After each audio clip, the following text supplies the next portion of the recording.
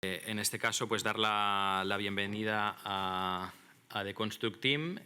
Tenemos a Jordi de Paco y a Marina González que nos acompañan y que nos van a hablar un poco sobre la trayectoria de este estudio y bueno, algunas cuestiones de sus procesos creativos, ¿no? Estilo de diseño y demás. Queremos hablar con calma sobre sus trabajos. The Construct Team és un estudi creatiu, doncs creiem que fonamental en el sector independent a Espanya des de ja fa força temps, no?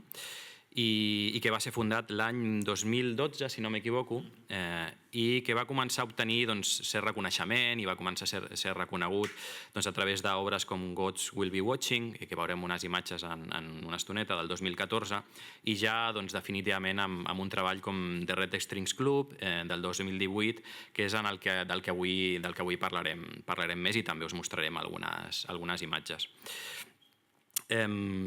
Bé, avui els vam proposar al Jordi i a la Marina que ens fessin més que una xerrada, com 3 mini-xerrades encadenades, que estaran separades per uns fragments de vídeo que us hem preparat per recordar, sempre està bé recordar i revisitar moments d'aquests jocs tan interessants, i ells van acceptar aquest format, així que parlarem sobre 3 qüestions. La primera són els principis, els inicis de la companyia, i després parlaran sobre qüestions de processos creatius a nivell de game design, i després sobre aspectes narratius i d'art visual, relacions amb la ciència-ficció, etc., dels seus treballs.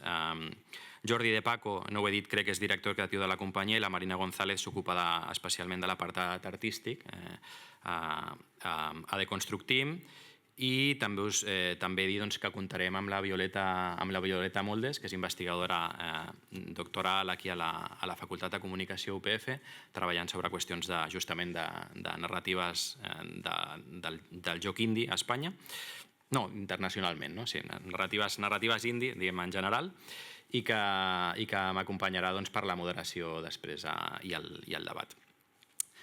Així que, bé, quan vulgueu, podem començar aquesta sessió. Moltíssimes gràcies per venir, ens fa moltíssima il·lusió. Ja ho havíem intentat l'any passat y ahora por fin conseguimos contar con vosotros y, como os digo, estamos encantados de poder rejugar un poco, por decirlo de alguna manera, vuestro trabajo y charlar con vosotros.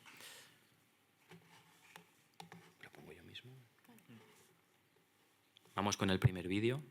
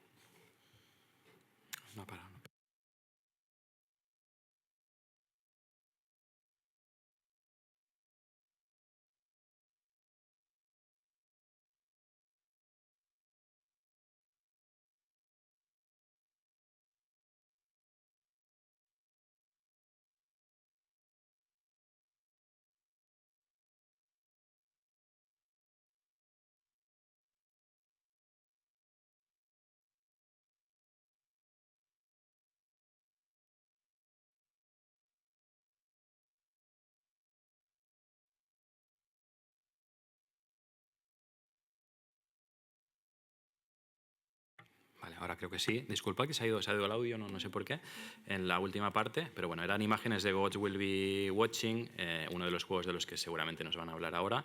Y bueno, tenemos este primer tramo de la charla sobre los inicios de The Construct Team, cuando queráis. Bueno, hola a todas, primero de todo. Me pongo a explicar un poco, supongo, sobre The Construct Team, ¿verdad? O sea, me puedo explayar aquí un poquito. Bueno, empezamos en 2012 a hacer videojuegos. En verdad, igual esta parte es mejor que la expliques tú un poquito porque sí que fuiste como un iniciador y ahora me uno yo un poquito. Empiezo yo y luego coges el relevo. Venga. A ver, la historia de The Construct Team empieza todo por mi cuenta haciendo videojuegos en casa. Yo era desarrollador web del CITEM de la UPC, me gradué y pasé 5 años siendo desarrollador web y durante esos 5 años necesitaba algo más de estímulo en la vida y sentí que si no hacía nada para cambiar ya de mi estilo de vida, pues iba a ir de la casa a la oficina, de la oficina a casa y ya no me quedaban más decisiones por tomar. En plan, ya nadie me preguntaba qué quería estudiar, qué quería ser de mayor. En plan, si no tomo una decisión yo, ya está, esto es todo. Y en esa crisis existencial muy dramática, o sea, yo me puse, en plan, lo cuento así, pero mi posición era en plan, es así como quiero morir, si no hago nada, todo va a quedar así. Y pensé, yo siempre había querido hacer videojuegos desde pequeño. Y lo había descartado porque siempre me decía todo el mundo que había que ser ingeniero o astronauta para hacer videojuegos, eran muy difíciles de hacer y quizá en los tiempos en los que estaba estudiando quizás sí era así. Pero cuando me volví a hacer esta pregunta, de pronto ya existía Game Maker, ya existían herramientas mucho más accesibles. Mucho peor, ya existía Indie Game The Movie. Entonces dije, pues yo también puedo ser como Edmund Macmillan y hacer mis videojuegos y hacerme rico. La cosa es que ya me había pasado anteriormente en el pasado me habían invitado a formar parte de otros proyectos en los que se juntaban 15 personas e intentaban hacer Final Fantasy pero mejor y tenía trauma de que siempre todo salía mal y dije, voy a empezar pero solo por mi cuenta, si no tengo nadie a quien culpar. Voy a hacer los juegos además más pequeños posibles que se me ocurran, porque si no puedo hacer un juego de un fin de semana no puedo hacer Final Fantasy mejor. Y me puse, después de cada día del curro, pues como tenía, creo que en esa época eran 23 años, tenía energía para trabajar 8 horas por la mañana y luego 8 horas por la tarde en videojuegos. Y empecé a hacer juegos gratuitos de navegador y a publicarlos en un foro, en internet, en un foro de desarrollo. Y poco a poco, fui disfrutando de poder acabar algo y publicarlo, ver a gente jugar, que era algo que nunca había experimentado antes. Y luego ya no lo podía dejar, empecé a descubrir las Ludundares, empecé a descubrir las Game Jams y fui sacando más juegos y juegos y juegos, pero todos eran juegos de navegador muy feos y sin sonido. Pero al reducir así las ambiciones que tenía me pude permitir sacar muchos. En este punto entra Marina. Bueno, yo por aquel entonces había acabado Bellas Artes, había acabado de estudiar la carrera y estaba trabajando de diseñadora gráfica, llevaba como un añito o algo así, creo. Y es verdad que yo había dejado un poco la parte más... diseño tiene parte creativa, ¿no? Pero había dejado como el dibujo un poco, la animación y cosas así, había acabado un poco quemada de la universidad. Y entonces fue cuando tú empezaste a hacer esto de los juegos y tal, y era como, ostras, me parecía muy guay, ¿no? Porque yo sí que tenía esa idea de ojalá cuando estudiaba, ¿no? Ojalá poder tener como un equipo creativo, ¿no? O sea, poder hacer cosas creativas con colegas o con amigos o con gente de confianza y poder pues igual tener nuestro estudio, ¿no? O algo así, de hacer pues eso, cómic, ilustración, animación, ¿no? Cosas así. Y entonces cuando tú empezaste, ¿no? Pues era como, está guay, también está muy bien que empezaras por tu cuenta porque creo que eso hizo posible que se hicieran esos proyectos, porque cuando metes a gente igual a veces es más complicado, sobre todo si no tienes nada de experiencia. Yo no conocía, o sea, no sabía que se podían hacer videojuegos, no, o sea, a día de hoy en las carreras, en Bellas Artes, por ejemplo, se estudia eso. Yo no tenía ninguna asignatura de eso ni nada, no sabía que era posible en tu casa hacer videojuegos, a pesar de que era algo que me gustaba mucho. Y entonces, pues bueno, pues cuando surgió un poco la oportunidad fue como, bueno, pues venga, voy a empezar ahí a hacer cositas. Y me uní yo y también se unieron otros amigos de Bellas Artes y ahí fue cuando empezamos a estudiar pixelar porque cada uno dibujábamos con nuestro rollo totalmente distinto. Y entonces pues fue como, vale, a ver qué estilo visual, ¿no?, tienen los juegos y cómo podemos aquí unirnos todos y tal. Y ahí fue cuando empezamos a colaborar y a hacer más cosas. Estuvimos como un año, diría, haciendo proyectos que decíamos, esto va a durar como un mes, y luego se alargaban a 3, 4 meses, porque claro, solo podíamos trabajar en esto las tardes, los fines de semana y cosas así.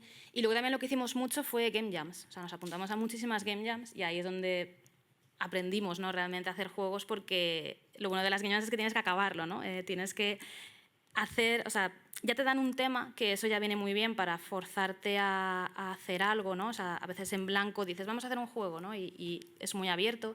Y aquí a darte el tema y la limitación temporal, pues es como, vale, tienes que acabarlo. O sea, tienes ya ese límite, por así decirlo.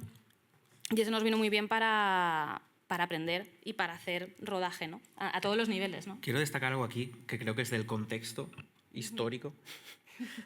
Todo esto estaba pasando en 2012 y en 2012 no teníamos un ambiente en el que se empujaba tanto a montar, no había incubadoras, no tenías que montar tu empresa y buscar financiación y hablar con publishers, no existía nada de eso. Si querías hacer videojuegos, lo único que podías hacer era hacerlos.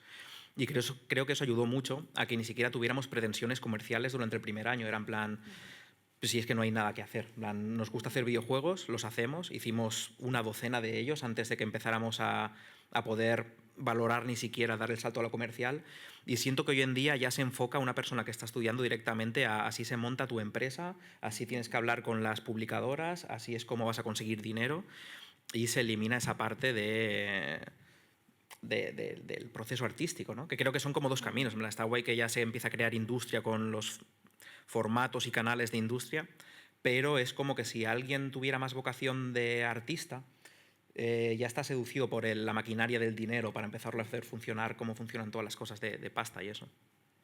Sí, o sea, de hecho yo me acuerdo que estuvimos como pensando en poner anuncios en nuestros juegos. ¿Te acuerdas que teníamos, porque los juegos los publicábamos en nuestra página web y cada juego se jugaba en el navegador, ¿no?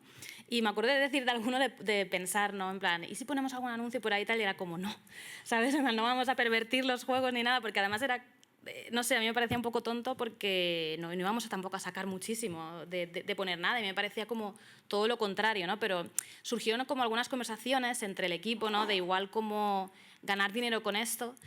Y es verdad que igual nosotros pues estábamos en una posición un poco distinta porque sí que estábamos trabajando y entonces pues podíamos, ¿no? Esto era como, no sé, una afición. Yo lo sentía mucho como el que tiene un grupo de música y queda para ensayar y tal, y nunca piensa que va a sacar un disco. Simplemente a lo mejor toca en un bar o cosas así. Me parecía más ese rollo al principio. Yo creo que podemos saltar a cómo pasamos a lo comercial, porque es que además nosotros no tenemos ningún consejo de cómo hablar con publishers o de cómo se hace una estrategia para luego dar el salto comercial, porque nos pasó algo extremadamente fortuito, que era, nosotros poníamos nuestros juegos gratis en internet, nuestra única vía de comunicación era Twitter, con 100 seguidores o algo así teníamos, y de pronto nos llegó un mail de Devolver Digital que decía, sin más, una línea en plan, hey, nos mola lo que hacéis y queremos currar con vosotros, sin más. Y era como, no hemos hecho B2B, no sé qué, ni en la zona de nada. De pronto, o sea, tuvimos la suerte, quizá de que en esa época ni siquiera estaba todo tan poco saturado, que los publishers tenían scouts para mirar en Congregate a ver qué hay guapo para intentar invertir en eso. O sea, eran unos tiempos muy distintos. Sí, o sea, todo esto fue porque hicimos una de estas game jams. Fue una Ludundare, que era las game jams que más hacíamos, que es un fin de semana. Hicimos Ghost Baby Watching, que era un precursor de este juego que habéis visto aquí, que era pues un juego de decisiones morales difíciles, como una especie de puzzle de manejo de situación y de recursos y de personas. Y de alguna manera, ¿no? Pues ese juego llamó muchísimo la atención, empezó a salir en prensa, la gente empezó a jugar muchísimo.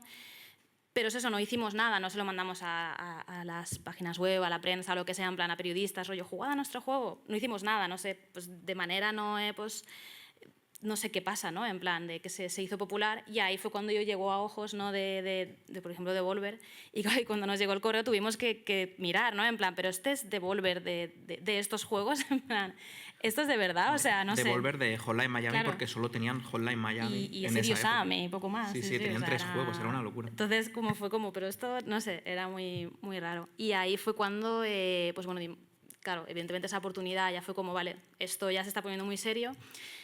También, claro, nos estábamos planteando, viendo el éxito de la Game Jam, en plan, ostras, de esto igual podemos ya hacer algo, ¿no? Pero claro, da como mucho miedo, ¿no? Lanzarse a decir, después de haber hecho pues, juegos tan pequeños, hacer algo comercial. ¿Vas a saber hacerlo? ¿Va a salir bien? O sea, te vas a dar la hostia y va a salir esto fatal. Y claro, pues que Devolver se interesase, pues claro, fue como, vale, esto sí que parece que puede tener, ¿no? más futuro, aunque luego, evidentemente, los juegos pueden salir como sean, pero ya hay algo más sobre seguro. Creo que aquí cabe destacar, además, que Devolver vino, nos ofreció dinero, hicimos un crowdfunding, de hecho, porque estábamos ya montando crowdfunding cuando luego vino Devolver y fue a la vez como en plan, bueno, tenemos todo esto en marcha. Y reunimos 40.000 euros, que pensamos en plan, madre mía, somos ricos. Y además pensamos, ilusos de nosotros, si hemos hecho el juego en un fin de semana en una Ludundare y el juego grande que queremos hacer tiene 6 niveles, pues no serán 6 findes, pero 6 meses hacemos el juego este comercial. Y tardamos 15 meses. Y con esos 40.000 euros para 5 personas acabamos con un Excel donde poníamos literalmente macarrones, 1 euro, y bajaba.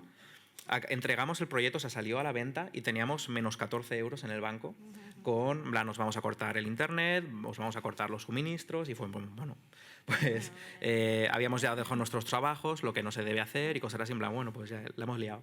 Ya está, todos a volver a casa de nuestros padres y ya está. Pero el juego vendió mucho. A pesar de que tuvo muy mala crítica. Tenía extremadamente negativo en Steam y un 64 amarillo en Metacritic. Y ese día de lanzamiento me acuerdo que nos fuimos a pasear por Benimaclet a las 2 de la mañana y acabamos sentados debajo de una farola, en plan como de película noir, en plan nos paramos ahí en plan, pues no sé qué hemos hecho. Pero la cosa es que dio mucho dinero. Y creo que esa es una parte importante porque esa es la que lleva a The Wrestling Club, así ahora podemos hilar con el juego en sí. Que es que al recibir mucho dinero no sabíamos qué hacer, no esperábamos en plan, de pronto tenemos mucho dinero, ¿qué es lo que hay que hacer? Y seguimos como los pasos que se supone que tiene que hacer una empresa cuando recibe dinero, que es, pues vamos a pillar una oficina, vamos a ampliar el equipo, vamos a intentar hacer algo más ambicioso, porque si hay más capital, pues hay que ir a más y más y más. Y lo que nos pasó es que al cabo de un año, con oficinas y un equipo de 7 personas, que tampoco era una locura, al cabo de un año estábamos arruinados. El proyecto que estábamos haciendo no era interesante, porque otra cosa que nos pasó es que ya pensábamos que sabíamos hacer videojuegos y no teníamos que experimentar ni prototipar ni nada. En plan, bueno, ahora ya soy un capo, me pongo aquí, hago una experiencia narrativa modular, que era un viaje por el espacio, o sea, era demasiado ambicioso, y al cabo de un año de curro había 0 minutos de gameplay, no había nada divertido ahí, y tuvimos que cerrar las oficinas, desmantelar el equipo, y volvimos a ser solo 3 personas, Paula, Marina y yo. Y con el poquito dinero que nos quedaba, porque cortamos y cerramos todo ya cuando nos quedaba de nuevo, creo que, pues nada, otra vez 20.000 euros para 3 personas, empezamos a experimentar de nuevo. No sé si quieres seguir desde aquí el relato. Sí. Ya cuando estábamos haciendo ese proyecto grande, que ya no estaba saliendo muy bien, seguíamos participando en Ludundares, pero claro, como que el foco principal era el proyecto grande. Era en plan, bueno, esto lo hacemos porque nos apetece, pero esto va a salir. Cuando ya no eso se veía que no iba a salir, pues nos centramos mucho más en eso. Hay un segundo proyecto que hicimos, que tampoco salió después de ese, pero seguimos haciendo las Ludundares, las Game Jams, y es ahí donde empezamos, ¿no?, a ver más... Estamos hablando de un año extra después de cancelar y cerrar la oficina, un año extra haciendo otro proyecto grande que tampoco llevaba nada. Que tampoco acabó siendo nada, Devolver parecía que no le interesaba demasiado, no sé, era como... Estaba guay, pero se nos iba también de las manos otra vez. Y en esas seguíamos haciendo Game Jams, seguíamos haciendo Ludundares, porque era donde, bueno, nos lo pasábamos bien, seguíamos aprendiendo. Yo estaba también probando estilos artísticos de pixel art, o sea, estilos visuales y tal, y ahí pues lo iba practicando también, no sé, como que nos iba viniendo bien. Y cuando ya ese segundo proyecto tampoco salió, fue como, vale, ¿ahora qué hacemos? Y teníamos varias game jams de estas, de Lundares, que habían sido bastante populares, o sea, que habían quedado muy bien, que a la gente les había gustado mucho y tal. Y fue como, ¿podemos hacer algo con esto? Que parece que a la gente le ha gustado tanto y que son juegos más o menos parecidos porque son experiencias, o sea, que son como minijuegos que parecen muy diferentes, pero ¿se puede hacer algo, sabes, con estas dos cosas? Sí, o sea, yo creo que nos salvó la vida el que aún siguiendo, o sea, apostando por proyectos grandes y ampliar el equipo de más, como nos gustaba hacer videojuegos en los fines de semana y tal, en plan, quizá no muy sano, pero en nuestro tiempo libre nos gustaba hacer videojuegos, después de hacer videojuegos. Y eso fue un poco lo que nos salvó, porque nos vimos después de 2 proyectos grandes cancelados, que no llevaban a nada y ya nos estamos quedando sin dinero, hicimos este brainstorming de ¿por qué no pillamos? Y empezó como una broma, de hecho, en plan, ¿por qué no pillamos, yo qué sé, el juego de alfarería, el de coctelería y el de llamar a gente por teléfono y lo juntamos y lo vendemos y ya está?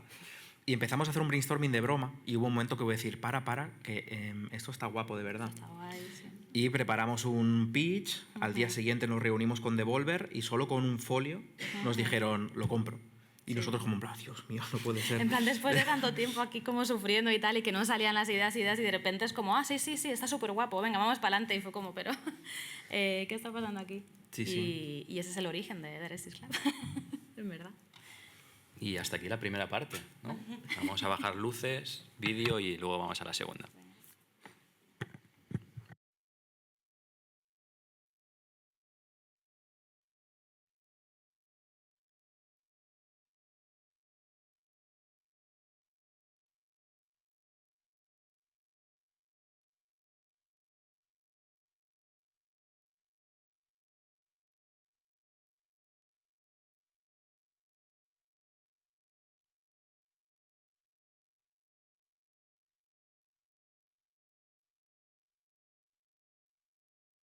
Sí, parece falta el audio, Alex.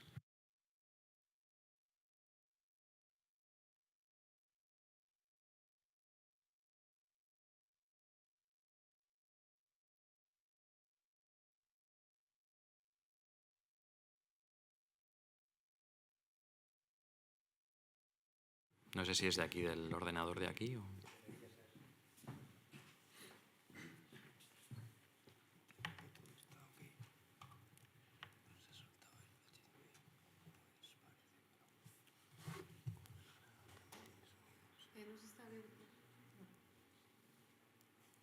Bueno, prefiero que se oiga primero y luego ya vemos. En principio. Está silenciado, vuelvo a poner el audio. Hostia. Creo que Sí, pero esto no sé si... Ahora se ha oído. sonar aquí. Este es el portátil. Sí. A ver si lo otro está silenciado. También el otro canal. A ver. Pero es que empezaba a sonar y luego... Sí, al principio sonaba. Y sin tocar nada se ha ido. Si no llamo al técnico. Sí, es que el tema es que ha sonado antes. Vale, si no lo ponemos sin sonido aunque sea. ¿O aquí? No. O ponemos, si acercamos micro al portátil. A ver si se oye un poco. Sí, llamo si no es técnico ahora. Claro, no entra. Soluciones sin... Iba a decir sacar y meter el HDMI. No, a ver.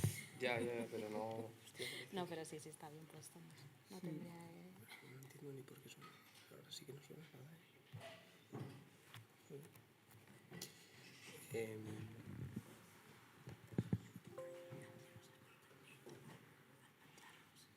Vale. Entonces no es tema de aquí. Ah, Es tema vale. de que... Vale. Pues... Vale. Lo volvemos a conectar. ¿No? Pues si no, podemos avanzar y después lo ponemos después y ya está. Estoy acaparando la presentación. Porque aquí... Lo podemos poner después, si no... Sí. Es que ya era raro, porque si no habíamos tocado nada y... Ya, claro. Si no, vamos a hacer otra cosa. Que vayan hablando y que Mos se conecte su ordenador si suena y ya bien y ya está. Vale, tú me vas diciendo. Pues si os parece vamos a... Disculpad, problemas del directo. Si os parece vamos a continuar, después intentamos recuperar.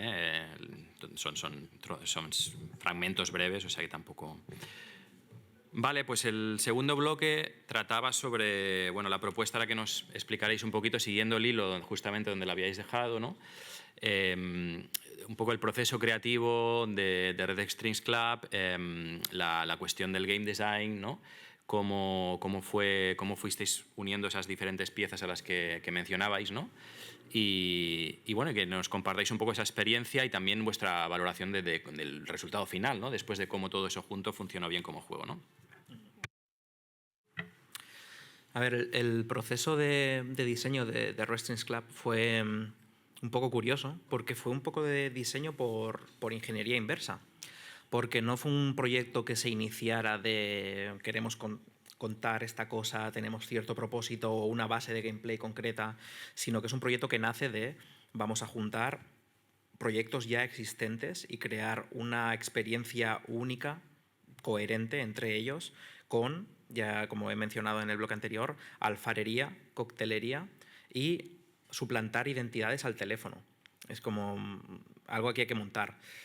La primera parte fue ver qué podían tener como hilo conductor a nivel de narrativa, porque el juego de alfarería era un juego cyberpunk en el que trabajabas como un androide en una clínica de implantes, en el que tenías que esculpir modificaciones para los clientes y les instalabas mejoras para su vida, en plan, quiero tener más carisma en las redes, quiero tener más sex appeal, quiero tener más poder de convicción para cerrar tratos, o quiero que no me afecte el odio de internet, cosas así. Y la parte de suplantar identidades también era en un mundo cyberpunk, que curiosamente eso permitió ligar las temáticas, y era un minijuego en el que estabas en un despacho intentando derrocar una corporación y tenías un modulador de voz que te permitía imitar voces de la gente que trabajaba en la empresa. Entonces te hacías pasar por el CEO y llamabas a recursos humanos, desde recursos humanos llamabas a la abogada y ibas tirando del hilo para desentrañar el misterio y derrocar esto. Y luego teníamos un prototipo de coctelería, que este no era cyberpunk, era originalmente un juego sobre recibir a creativos frustrados que habían perdido su inspiración y tenías que hablar con las personas y devolverles la motivación para crear o escuchar sus penas, cosas así, pero esta parte no encajaba tan bien con el bloque y fue lo que deformamos más para hacer de pegamento con todo, que por eso es The Red Strings Club, es el local lo que une todo. Y aquí sí, al nivel de diseño fue qué historia podemos contar con alfarería de implantes, alterar las emociones de personas con coctelería o suplantar identidades. Y vimos que todo podría unirse a través de la manipulación. En plan, este puede ser un juego que hable sobre la manipulación a diferentes escalas. Cómo nos alteramos a nosotros mismos, cómo manipulamos a los demás para conseguir lo que queremos, cómo las grandes empresas pueden manipular a la sociedad para conseguir lo que quieren. Y el otro tema que ya venía, o sea, ese fue como un tema de ingeniería inversa, y el otro tema fue, y ahora esto, cómo lo utilizamos de vehículo para hablar de algún tema que nos afecte más. Y en este caso elegimos hablar sobre una cosa muy concreta. O sea, que el juego parece que habla sobre el destino y la felicidad, pero el impulsor de los temas del juego fueron los antidepresivos. Personas muy cercanas a nosotros habían, por diferentes motivos, empezado a ponerse en psiquiatría y a recibir diferentes fármacos y demás, y nos empezamos a plantear esta duda de ¿atenta esto contra la identidad de estas personas? Alterar como... Era más un miedo personal, de en plan, ¿va a seguir siendo esta persona que quiero tanto de la manera que quiero al limar sus aristas, al hacerle comportar de otra manera? Era como un poco enfrentar esos demonios, pero canalizarlos a través de las narrativas del juego. Y por eso el tema central, el eje en el que giran todos los intereses de los personajes del juego es un dispositivo llamado bienestar psíquico-social, que es de lo que está desarrollando esta corporación en el juego, que lo que plantea es crear personas excelentemente felices. Voy a decir, en plan, no era ni siquiera un control mental típico, en plan, queremos a gente obediente. Queremos que la gente no pueda ser consumida por la ira, queremos que no puedan caer en una depresión demasiado profunda, no queremos que puedan vivir su vida al máximo con su creatividad y con su pena y con todas sus cosas, pero sin nunca llegar a algo patológico.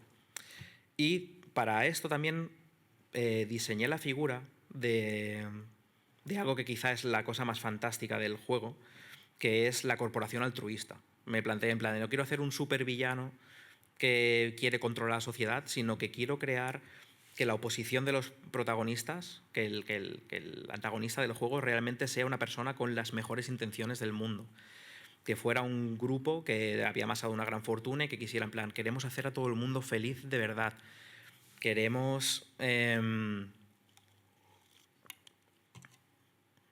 crear un mundo perfecto. En plan, querían crear su propia utopía utilizando este dinero sin la imposición, vaya, no querían llegar a ningún tipo de control.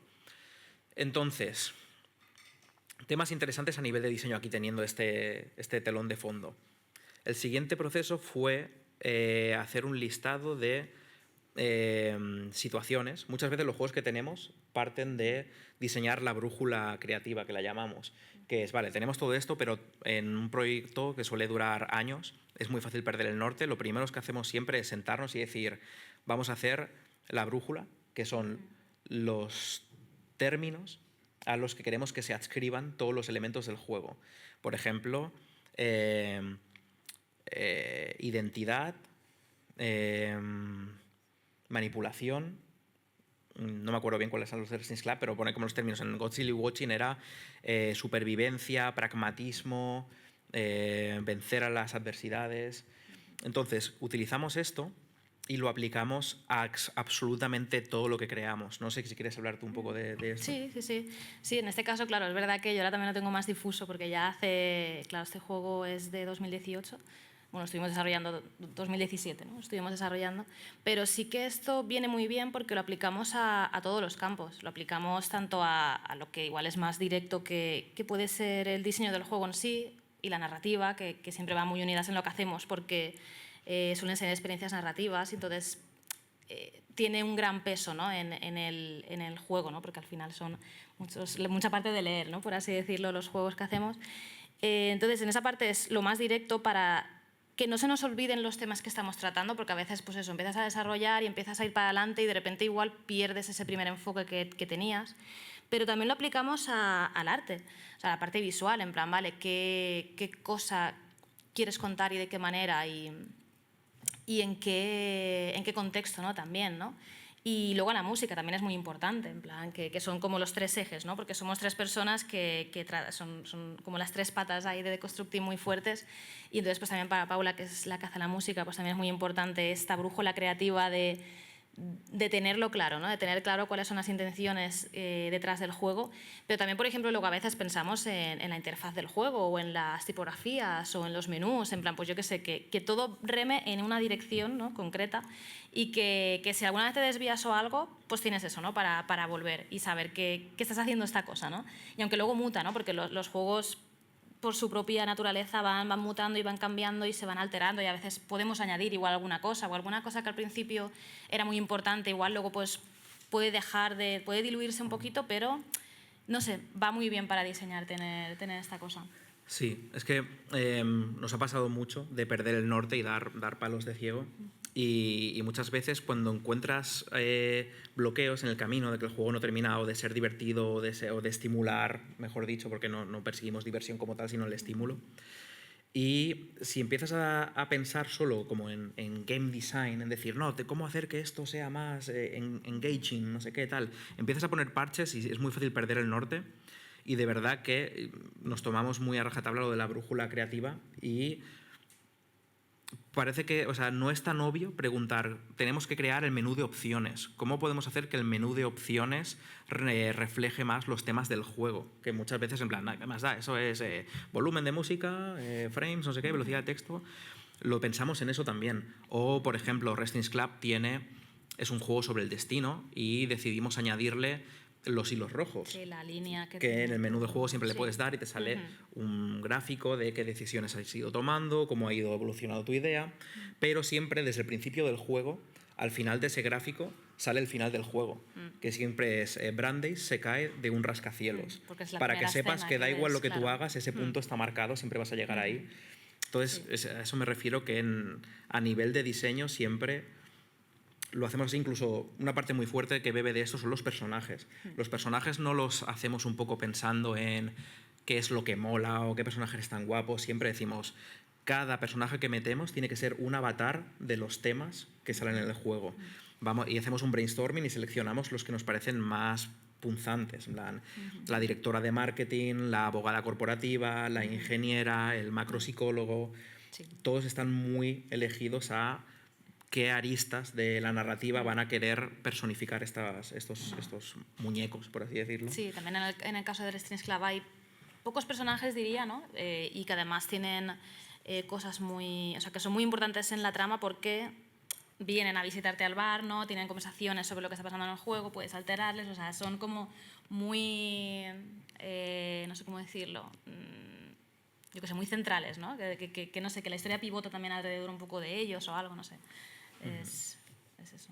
Sí, ¿estamos enrollando mucho? Sí. Estáis correctos. Sí. Si quieres añadir alguna cosita, si no, estamos bien. Vale. No sé, en general creo que eso es un poco, o sea, si lo intento sintetizar, que el juego se hizo con ingeniería inversa, pero que luego fue nuestra manera de hacer juegos lo que nos permitió coger las riendas, es decir, vale, tenemos estos elementos, ¿cómo podemos tratarlos e hilarlos para que todos trabajen para la tesis del proyecto? Que me veo muchas veces que los juegos parten de... Bueno, es que creo que está bien. En plan, leí me marcó mucho en el libro de A Book of Lenses de Jess Schell, que habla de que los juegos tienen 4 patas y que está muy bien elegir empezar por cualquiera de las 4 patas. No puede ser en plan el juguete. Estoy muy centrado, lo que más me interesa es que el juguete sea muy guapo y luego ya pensamos qué tipo de narrativa refuerza ese juguete, qué tipo de arte refuerza ese juguete, o puedes ir por el arte, en plan, tenemos esta técnica artista preciosa, luego qué tipos de narrativa se benefician de tal. En nuestro caso siempre viene de la experiencia, que es qué experiencia queremos que tenga esta persona jugando. Muchas veces planteamos queremos hacer un juego sobre sentirse atrapado en casa, o queremos hacer un juego sobre, en el caso de Cosmic Wheel, que es el último que sacamos en 2023, sobre la comunidad. Y en este caso Restless Club era sobre la identidad, y ahí empezamos a construir arte, sonido, interfaz, jugabilidad en esos aspectos. Muy bien, pues vamos a ver. Creo que desgraciadamente podemos poner el vídeo pero sin audio. De todas maneras vamos a poner el tercero, eso sí, Vale. si os parece. Porque además va a ayudar a ilustrar algunas cuestiones que comentabais sobre esta primera escena, creo que aparece sobre los ciberimplantes o los implantes emocionales, ¿no? ¿Vídeo 2? ¿Sí? 3. Ah, sí, 3, sí, perdón. Vale, en esta tercera y última parte de la charla que proponíamos, a Jordi y a Marina, pues la idea es hablar un poco, o hablar más, porque de hecho ya habéis incorporado algunas cuestiones, ¿no? Sobre la narrativa del juego, la relación con la ciencia ficción, el arte visual del juego, etc. Aunque sea sin audio, disculpad, pero bueno, problemas del directo, pero sí que vamos a poder ver algunos fragmentos de esas escenas. Sí.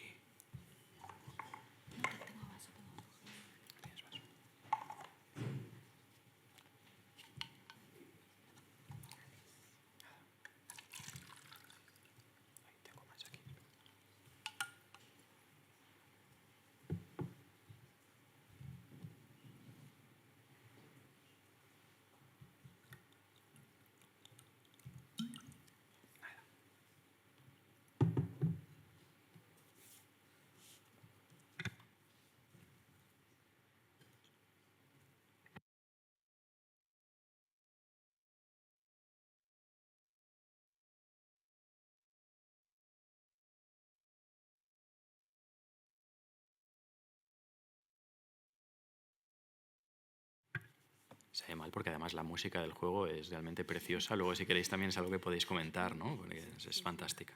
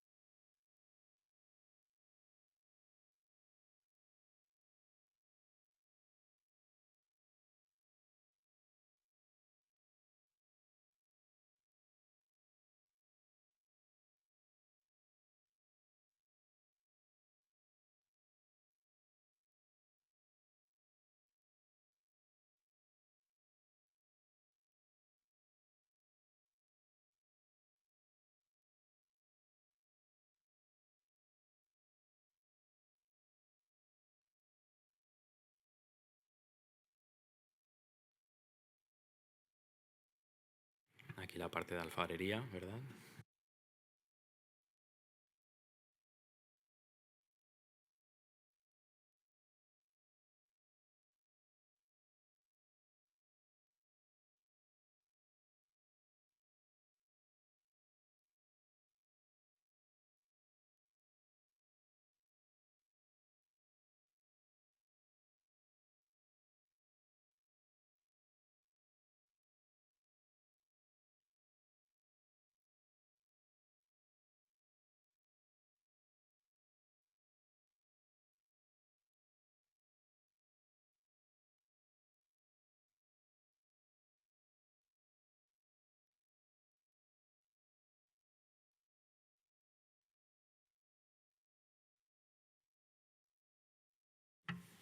Adelante. Vale. En este, si tienes algunas preguntas o algo, lo agradezco. Que, o sea, era sobre todo hablar de... Sí, mira, os planteo... Sí. Vale, sí. Os planteo quizá dos cuestiones. Una sería la relación y, si queréis, referentes, ¿no? con la ciencia ficción, ¿no? Que realmente tiene mucho peso en la experiencia narrativa que proponéis, ¿no? Y también cuestiones de arte, y si queréis añadimos, ya que lamentablemente has perdido el audio, cuestiones de diseño de audio y música, que realmente la música es muy, muy carismática, por decirlo de alguna manera, en el juego, ¿no? Os lanzo un poco estas vías y Vale. como ya vayáis viendo. Vale. Esto es algo con lo que sufrí mucho cuando estuvimos haciendo la gira de presentación del juego, y es que recibíamos muchas preguntas de este camino y, por desgracia, soy una persona muy poco leída. Había llegado, creo que a mis 25, 26 años habiéndome leído 10 libros, solo he leído cómics en mi vida. Y le puse enmienda después de eso. De hecho, me hice adicto a Goodreads y gamifiqué la lectura y tuve que parar porque leía demasiado. Y me preguntaban mucho por Un Mundo Feliz y yo en plan, wow, no sé lo que es eso. Una cosa terrible, en plan muy, muy ignorante de literatura y cosas así. Sin embargo, sí que identifico que seguramente Un Mundo Feliz de Huxley afectara a la narrativa del juego, porque sí que una influencia muy fuerte en las narrativas del juego fue Psycho Pass, el anime, que eso sí, me he visto millones de horas de anime. Entonces veo cómo Psycho Pass ha bebido muchísimo de filosofía, de estas novelas más clásicas. Sí que hice un esfuerzo de decir, a ver, si voy a escribir Cyberpunk, voy a intentar leerme ni que sea a William Gibson. Y intenté leerme Neuromante y no podía, en plan, no era capaz de seguir el hilo, no, me costaba mucho acceder a él. Pero sí que me leí Quemando a Cromo, el libro de relatos que tenía, y ese sí que afectó mucho a las estéticas, a los conceptos y a la manera de construir el mundo cyberpunk que hay en The Resistance Club, porque sí que era más como un crisol de identidades o de narrativas cyberpunk que se reforzaban con lo que sí que había estado viendo en anime, en videojuegos y demás. Pero creo que quizás sí que con mucha valentía abordé temas muy tópicos del cyberpunk por no haberlos consumido precisamente. Y lo que para mucha gente eran referencias obvias, para mí era como meterme de fresco en ese género quizá. Así que no me siento como con una propiedad de decir, bueno, sí, estuve reimaginando el género porque ahora como ha llegado a estos momentos, en 2018, tal, sino simplemente fue la cultura de esos tiempos, de ese momento reflejado.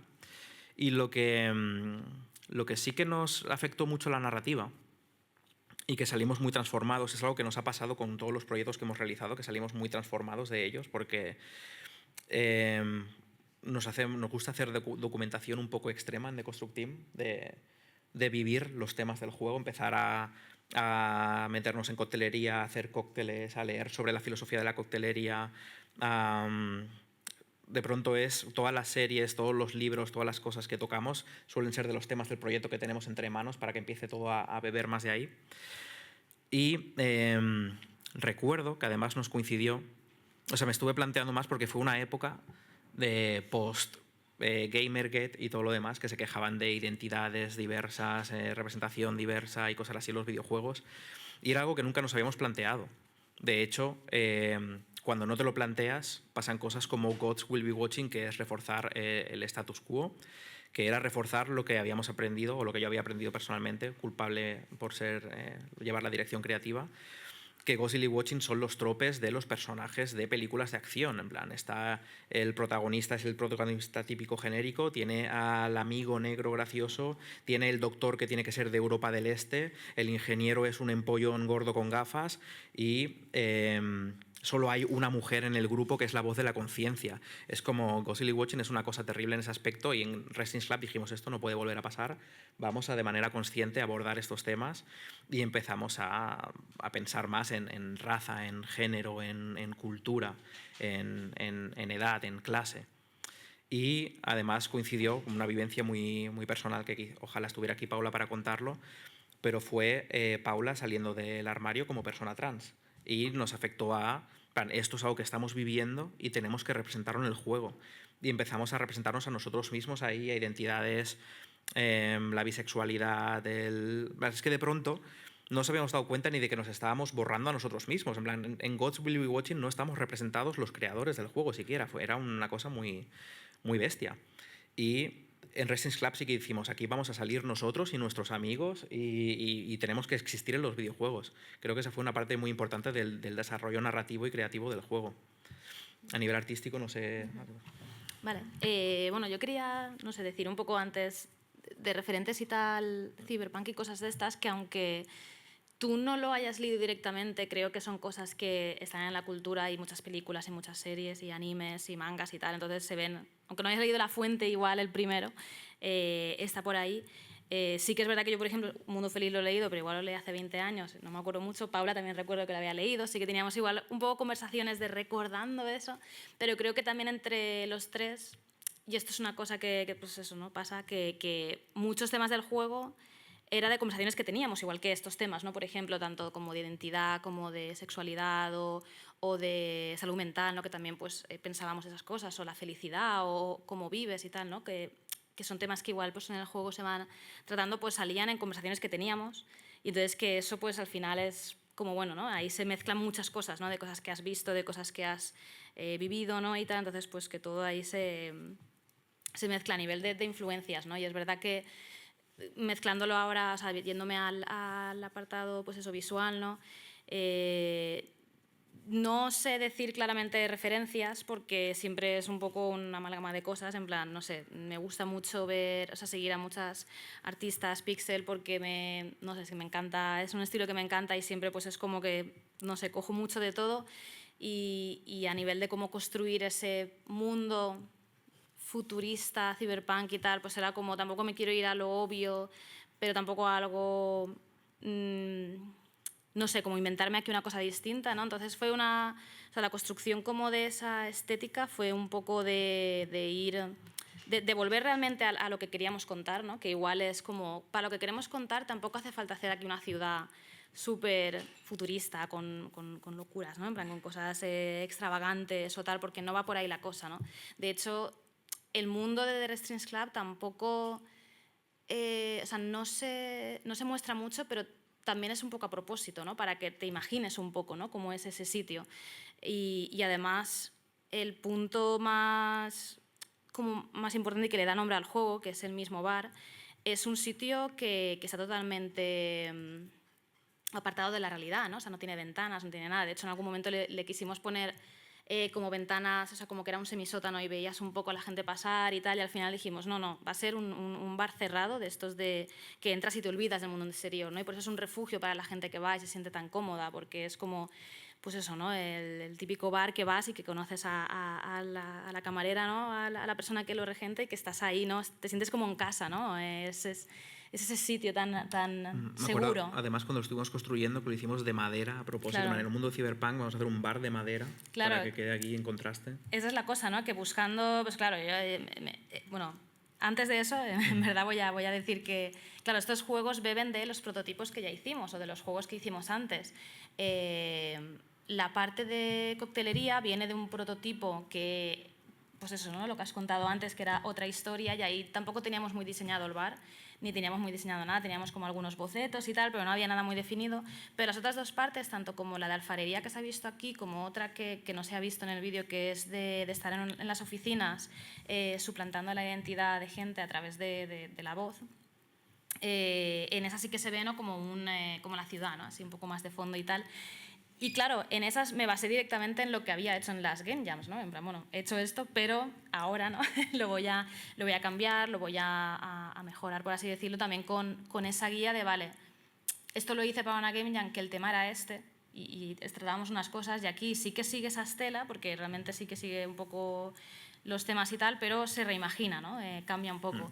Y, por ejemplo, para el bar era esta cosa de quiero que sea algo distinto, ¿no? Que no, porque si buscas bar cyberpunk en internet, bueno, a día de hoy lo que te sale es IA y ya está, porque está muy roto buscar imágenes en internet, pero vaya, que lo que te sale, ¿no?, pues es cosas, en plan bar súper futurista, con neones, no sé qué, con 1000 cosas, robots que te sirven, yo qué sé, ¿no? Pues te puedes ya ir para allá y era como, no, es que esto es totalmente lo contrario, ¿no? Es un sitio que la ciudad pues puede ser, pues eso, la ves, pero ves retazos, tampoco lo dejamos bastante a la imaginación esa parte, pero aquí vienes, ¿no?, a olvidarte de todo eso y a tomarte una copa.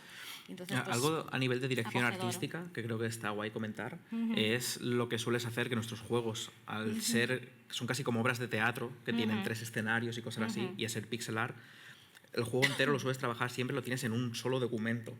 En plan, el juego entero cabe en 1500 por 1500 porque es pixel art y trabajas la dirección artística viendo todos los escenarios a la vez y todas las cosas. Cuéntalo un poco más, porque me parece muy guapo siempre que veo, hasta el juego entero está aquí en esta imagen. Claro, de hecho aquí hay una cosa que, bueno, que también es de diseño realmente. El Resistance Club tiene también esta configuración de estas escenas, estos escenarios, ¿no?, de que cogimos 3 juegos y dijimos, vale, vamos a hacer estos 3 juegos, ¿no?, unidos por un hilo argumental. No nos fuimos mucho de vamos a hacer muchas escenas extra, no sé qué tal y cual, y una parte, o sea, el porqué de eso fue por el arte realmente, porque yo no me veía capaz de hacer más escenarios, porque a mí los escenarios me costaban muchísimo y era como, es que no voy a poder hacer más escenarios, me va a costar muchísimo. Personajes sí que es una cosa que creo que se me da un poco mejor y animaciones, pero bueno, vamos a ver cómo lo hacemos. Y fue una limitación que nos autopusimos por el arte, porque no me veía capaz de hacer eso, aunque luego metimos escenas a mitad. Y porque hay algunas escenas entre capítulos, por así decirlo, y fue como, venga, va, a ver si lo puedo hacer, y al final pues sí que lo pude hacer y eso, pero sí que al principio pues hago cada fondo o cada escena, porque el Resistance Club tiene eso, ¿no?, son como escenas, ¿no?, muy concretas, por separado, pero luego me las pongo todas juntas y ya ahí ya es como que para unificar paleta y colores y ver, no sé, ver que todo tenga el mismo rollo, ¿no?, por así decirlo. Y bueno, de eso, no sé, es algo que me obsesiona mucho y una semana antes de que saliera el juego en Steam estaba cambiando colores y tú me decías, por favor, para allá, y yo, es que, no sé, es que podría estar un poco mejor y nada. Sí. Perdón, no sabía si... No, perfecto. Violeta... Perdón, que no estaba encendido esto. Bueno, me ha gustado mucho la charla y cuando estabais hablando, tengo varias preguntas. La primera, por seguir un poco con el tema del arte, va a ser para Marina, porque creo que tal vez lo había escuchado alguna vez, pero me gusta mucho lo de vamos a tirar por pixel art, porque como todos tenemos estilos diferentes, aquí sí que nos podemos poner de acuerdo. Pero ahora, y ya entrando más en Cosmic Wheel y en las cosas que estáis haciendo ahora con Selkie Harbour, que es, bueno, si lo queréis introducirlo vosotros mejor que yo, pero que son gente que hace 3D, ¿cómo es eso de trabajar pues también con Iván Papiol, en plan como artistas que tienen claramente, o sea, formas de trabajar como artista que tú, y cómo lo integráis en los juegos que hacéis? Vale. Bueno, sí, o sea, Selkie Harbour es un estudio de desarrollo de videojuegos en Valencia, que son 2 amigos que tenemos, Guillermo y Manon, que ellos vienen de AAA, vienen de como más mundo más de videojuegos más grandes, y se fueron, o sea, se querían hacer independientes y estamos colaborando con ellos haciendo juegos en 3D. Y entonces estamos un poco mezclando, ¿no?, las cosas, porque ellos vienen de hacer 3D, pues eso, más a gran escala, y entonces estamos haciendo pues un 3D un poco más low poly y con texturas pixel art para hacer esa mezcla. Y no sé, la verdad es que, o sea, por ejemplo, con el Restrings era mi primer proyecto sola, grande, o sea, más comercial, que hacía por mi cuenta, y eso me causaba muchísima inseguridad y muchísima de esto, y por eso la idea esta, ¿no?, de cambiar colores esta última hora era como, oh, Dios mío, es que no estoy segura de que esto funcione, de que esté bien, porque la parte visual al final es lo que representa un juego muchas veces, ¿no? En plan, que ves una captura de un juego y es como, ah, es este, ¿no? En plan, tiene que ser algo muy icónico, muy distinto, que tenga su propia personalidad, en verdad, tampoco hace falta que sea súper distinto. Y trabajar con otra gente es algo que al principio igual me daba un poco como de reparo, porque pensaba, no sé cómo se va a encajar, ¿sabes? No sé, porque yo siento que pixelar sé, pero también sé un poco a mi estilo, en plan, que igual otros estilos ni los he tocado, ¿no? De pixelar de otras maneras y otros modos, igual también de animar y cosas así. Pero, por ejemplo, colaborar con Ivanen de Cosmic Wheel fue muy guay, porque él lo que hacía era los diseños de personajes y luego yo los pasaba a pixel, y entonces, pues claro, era como una mezcla de, tengo este personaje guapísimo que ha hecho y luego yo pues le acabo de, o sea, no lo redibujo, porque en verdad era como su dibujo tal cual en pixel, pero le acabo, ¿no?, como de dar otra forma y tocar el color y tal, y como era la mezcla de los dos, ¿no? Sobre todo también la parte del color, porque ahí sí que yo luego le daba como mi pase, ¿no? En plan de, vale, quiero que toda la paleta sea de este rollo, de este otro, y no sé, pero es verdad que es guay. Y ahora con Silky Harbor pues también está siendo un poco esa cosa de Manu, por ejemplo, modela los personajes y luego me los pasa, hago las texturas, se vuelvo a pasar, hace las animaciones, pero igual cambiamos algo, ¿no? Y es como este juego es muy guay porque sí que pues eso, empezamos siendo más artistas en el equipo, después de Ghostbury Watching pasamos a ser 3, y sí que a veces, pues no sé, me gusta, ¿no?, colaborar con otra gente, y sobre todo a nivel de concept, por ejemplo, de concept art yo no tengo ni idea, entonces pues también está muy guay, ¿no?, poder hacer esas cosas. La verdad es que serán cosas muy chulas. Y esta ya va más para, bueno, tengo otra pregunta que va más para los dos, que se me ha ocurrido ahora mientras estabais hablando de la trayectoria. Esto igual, creo que no será la primera vez que os lo han dicho, no lo sé, no sé si sois conscientes o no, pero me da la sensación, y también como jugadora, de que os tenéis hiperfijación en el concepto de destino. Ya lo mencionaste antes, Jordi, pero es que en Cosmic Wheel, y aquí voy a hablar de jugadora, yo sufrí mucho, perdón, Cosmic Wheel, en Ghost Will Be Watching sufrí mucho, que lo sepáis, en plan, lo dejo aquí constancia, porque era muy complicado salvar a todo el mundo. No sé si me lo llega a pasar. En Red Strings también, bueno, con lo que decís antes de la inevitabilidad del destino de la cuerda roja, y ahora con Cosmic Wheel, que así también, si podéis contar un poco, si queréis contar también del desarrollo, que esto no sé si lo habéis hablado mucho, pero sí que ha sido un poco más largo, ¿no?, que con el resto de proyectos. O sea, que Cosmic Wheel, ahora lo explicarán ellas mejor, pero tú eres una bruja que está confinada en una cárcel cósmica y no puedes salir de ahí. En plan, en teoría empiezas con tu destino ya sellado y se te da la posibilidad de crear tu propia baraja de tarot, y esa es la mecánica principal del juego y así es como se desarrolla. Me parecen como 3 aproximaciones muy distintas, como el destino como algo muy complicado de conseguir lo que quieres, el destino como algo de esto va a pasar y da igual lo que hagas, que no hay vuelta atrás, y luego partir de que el destino parece que no va a haber vuelta atrás y sin embargo se puede volver a crear una posibilidad y se pueden volver a crear varias salidas diferentes. No sé qué pensáis. Sí, esto es una movida porque creo que ha sido con el Cosmic Wheel. O sea, no ha sido como voy a dedicar 10 años a explorar el destino de diferentes maneras. Fue hacer Cosmic Wheel y decir, ¿qué narices me pasa? ¿Qué pasa con el destino? ¿Por qué me afecta tanto? Y sí que veo un poco que Ghost Will Be Watching es... De hecho, el protagonista está atrapado en un bucle temporal y tiene que revivir una y otra vez lo mismo y es incapaz de cambiarlo. En plan, en Ghost Will Be Watching no puedes salvar el mundo. Siempre vuelves y tienes que hacerlo una y otra vez.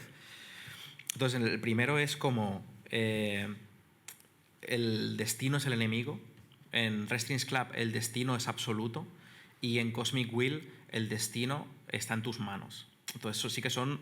Y además creo que... Hasta en la descripción de Steam pone sobre el destino y la felicidad, sobre el destino y no sé qué. El tema del juego siempre está el destino ahí.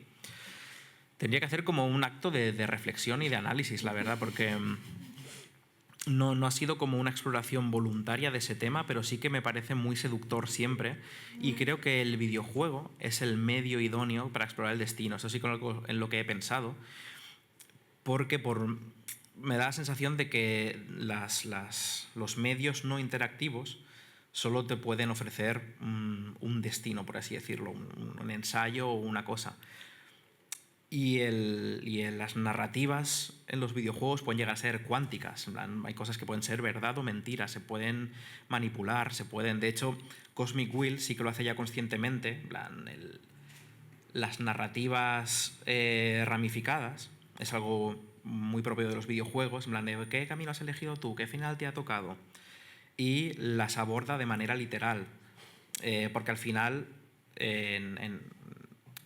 en Cosmic Wheel se hace patente que tú estás escribiendo el destino, estás eligiendo cómo suceden las cosas, pero es que realmente simplemente es señalar algo que es así en todos los videojuegos. En todos los videojuegos, cuando tú eliges, ¿quieres salvarle o no?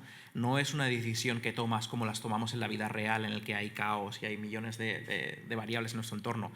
Tú claramente, como jugadora, estás diciendo, vale, quiero vivir esta historia, quiero vivir esta otra historia. Pues en Cosmic Wheel simplemente se traslada un poco el eje, y en lugar de ser a partir del personaje, puedes editar la narrativa a gran escala. Puedes decir, este personaje se va a enamorar, este otro va a ser traicionado. Y parece que lo estás haciendo a través del tarot, leyendo el futuro, pero realmente eres una jugadora editando el contenido del juego. Y es un poco... Es una pasada. O sea, es que es... Y, bueno, no te quería cortar, pero... ¿Podríamos poner alguna imagen del Cosmic Wheel? Porque creo que es, o sea, por si alguien no lo conoce, es muy... o sea, es importante verlo porque tú creas literalmente las cartas de tarot. En plan, eliges el fondo, eliges los personajes y los objetos que aparecen y eliges... Igual aquí Jordi ha falseado un poco el diseño y no eliges tanto como parece, pero... Estaba saliendo ya. Bueno, es muy, o sea, es una edición casi al píxel, por decirlo de alguna manera. No sé eso a nivel de haberlo desarrollado. Mira, bueno, ahí tenéis una carta. Sí. Todo eso lo ha hecho la jugadora que en cuestión.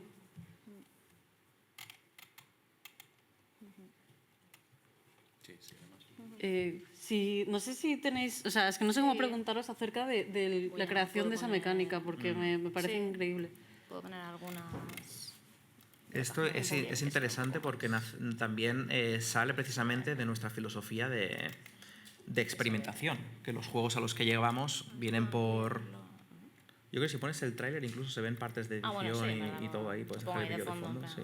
Bueno, este no, el otro, espera, este. Ahora sí que... Ah, no sé. Sí, por ahí, sí. Ahora sí, sonido. Se oye por ahí, pero bueno.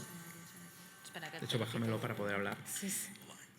Que esto es algo que es un elemento nuevo que incorporamos a los juegos, porque siempre habíamos hecho estos juegos que yo decía, parecen juegos de Nintendo DS, porque Wrestling Club haciendo las alfarerías, sirviendo las copas, todo parecen minijuegos de la Nintendo DS. Me encantaría haber hecho juegos para Nintendo DS.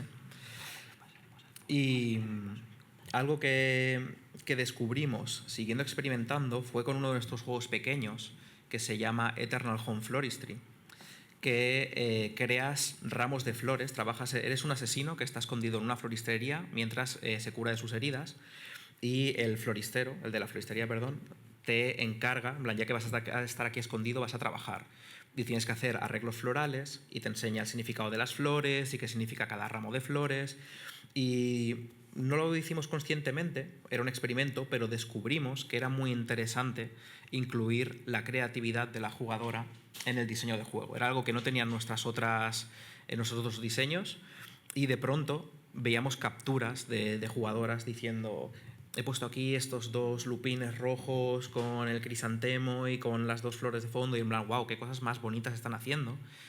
Y no era solo por lo bonito que era, sino pensamos, cuando permitimos que se incluya la creatividad de la jugadora en la narrativa, están de pronto construyéndola, formando parte de ello. De pronto este ramo de flores no es otro ramo de flores, no es un ramo que haya creado la artista del juego, es una cosa que ha salido de tus manos, existe en el mundo del juego, y eso me pareció un vínculo muy poderoso entre la persona que juega y la obra. Por eso lo extrapolamos a The Cosmic Will Sisterhood, en el que te creas tu propia baraja. Y me parecía una cosa muy potente editar el destino y el elegir explorar el pasado y el futuro de los personajes, pero cada vez que robabas una carta y la ponías sobre esa mesa tenías la experiencia de este arte lo he creado yo, esta cosa soy yo y formo parte del universo del juego. Y fue por eso que lo llevamos aquí exploramos esta cosa muy, muy en concreto en The Cosmic Will. Bueno, pues Violeta, yo creo que vamos a pasar, si os parece, Sí. también a vosotros al público. Así que vamos allá. ¿Quién quiere preguntar?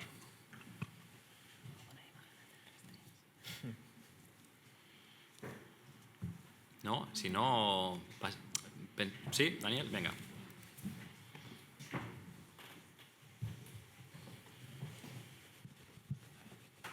Bueno, muchas gracias por la charla, muy interesante. Y bueno, no, me estaba preguntando, o sea, acerca de cuando comentabais ahora esta metodología, ¿no?, de la brújula, ¿no?, y mantener algunos conceptos que os guiasen, ¿no?, a la hora de desarrollar el juego. Pero me llama la atención que tocáis como palos muy distintos, ¿no?, en vuestros juegos, y siempre hay algunos nexos en común, ¿no? La narrativa siempre prima mucho, obviamente, y hay mucha parte de aventura conversacional, pero ahora, por ejemplo, este último juego tiene algo de deck builder, ¿no? Y en The Red String Club tenéis, ya lo habéis dicho, ¿no?, tres mecánicas distintas. No sé si hay algún género o algún tipo de mecánica que creáis que es más adecuada, o a lo mejor tenéis una historia que decís, ostras, si aquí no hay algo de point and click, algo de aventura gráfica, esto no lo vamos a poder contar, ¿no? No lo sé. ¿En qué momento pensáis en el género del juego? Esto tendría que jugarse así, ¿no? Es una cosa porque no solemos pensar en... Es algo que se hace a posteriori, en plan, luego ya cuando hay que pasar por la parte de publicación, en plan, ¿este juego qué es? ¿Dónde lo metemos? ¿Es un deck builder? O sea, realmente es plan, ¿cómo comunicamos este proyecto para que la gente no se decepcione, que se meta pensando que ya nos pasó una aventura de LucasArts, que nos ha pasado con Gods Will Be Watching y nos ha pasado con Wrestling's Club también? Creo que por la estética, al verse en plano general con este tipo de personajes, esperan una aventura gráfica. En una review nos llegaron a poner un 3 sobre 10 al Wrestling's Club diciendo muy mala aventura gráfica, ni siquiera tiene sistema de inventario. Y yo dije, ok. Entonces hacemos mucho esfuerzo en comunicar, en plan, siempre ahora ya ponemos por delante, esto es una experiencia narrativa, entonces ya la gente que se mete se compra, bueno, esto ya es una fumada, da igual lo que pase aquí. No solemos pensar en qué tipo de gameplay queremos, sino que empezamos por la pata de la experiencia de la jugadora. Con esta brújula, en plan, vale, tenemos que intentar hacer sentir terror, o queremos intentar hacer una reflexión sobre las relaciones humanas, o, por ejemplo, para poner un ejemplo práctico, tenemos un juego que se llama Behind Every Great One, que va sobre ser una ama de casa que es la esposa de un pintor de éxito. Y en ese juego, en verdad, trataba sobre sentirse atrapada en tu hogar, el quedarse sin espacio, tanto psicológico como físico.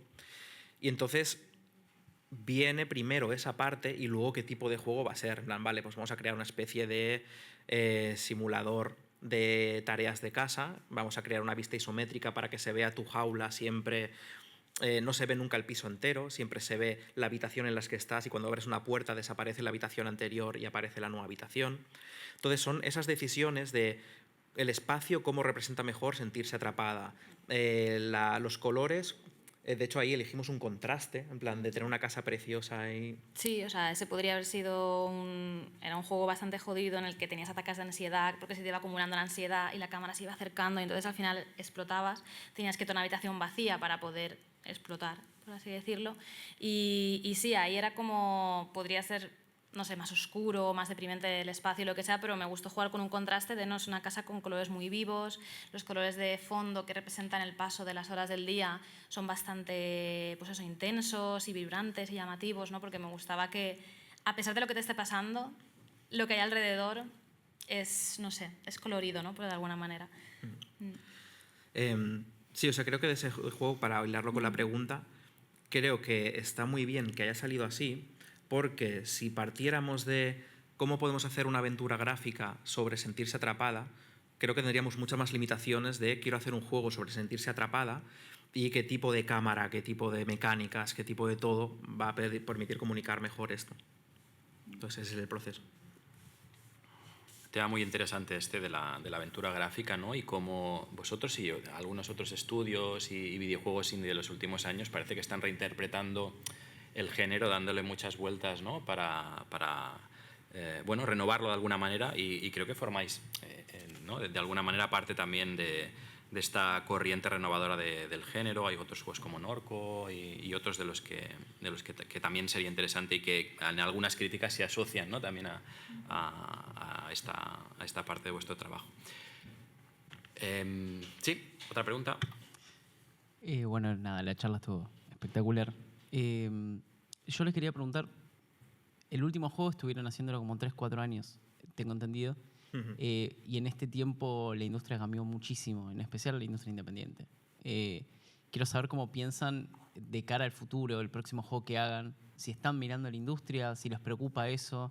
Ustedes siento que ya tienen como un casamiento establecido con Devolver y como que está todo bien, o eso parece de afuera. Pero me gustaría saber cómo ven la industria independiente en este momento y cómo encaran un próximo proyecto. A ver, la verdad es que siempre tenemos el eterno debate, o sea, ese diagrama de Venn de qué quiero hacer y qué se puede vender. No puedes hacer... De hecho, algo de lo que nos gusta hacer siempre entre proyectos comerciales es librarnos de la pretensión comercial, porque nos hace poder explorar temas mucho más, de manera mucho más libre, incluso hacer juegos torpes, poco interesantes. Y creo que eso, de manera irónica, luego es lo que nos acerca más a poder tener un producto comercial mucho más viable y más interesante. Por ejemplo, ahora que estamos en la fase post Cosmic Wheel, estuvimos explorando cómo hacer juegos en 3D, que de pronto era como una experiencia nueva para nosotros, hacer juegos en este medio que se nos escapaba.